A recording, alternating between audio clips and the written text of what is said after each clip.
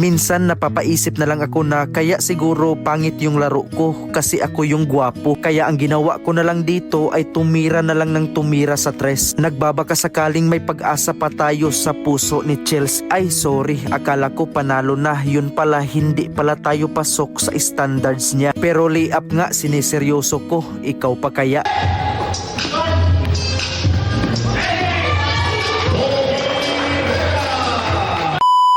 Yo, what's up sa inyo guys, no? Panibagong handsome video na naman. Pastilan, ano bang ginawa natin dyan? Nag-between the legs, nag-step ma'am, lumi up, pinalabas lang pala ang pamatay nating dimple. Niready na pala natin dyan ang ating Danny Lakay Ildefonso 1. Ang pogi ng sapatos pero mas pogi itong sinundo ko. At andito na pala tayo sa Barangay Canadjing, Ormoc City. Ito na yung huling laro namin sa Midweek Basketball Club Battle for Third. Nga pala, sa mga nagtatanong kung bakit wala si Chug Moral ngayong larong pambansa Agusan del Sur. Andito siya ngayon sa Ormoc City, nagwa-warm up. May laro kasi siya sa pinasukan niyang ball club. Mas importante pa daw yung battle for third dito. Charis lang guys, hindi naman kayo mabiro. Magkamukha lang kami ni Chug Moral pero mas magaling pa ako mag jelly ace nun. Eto na pala ang huli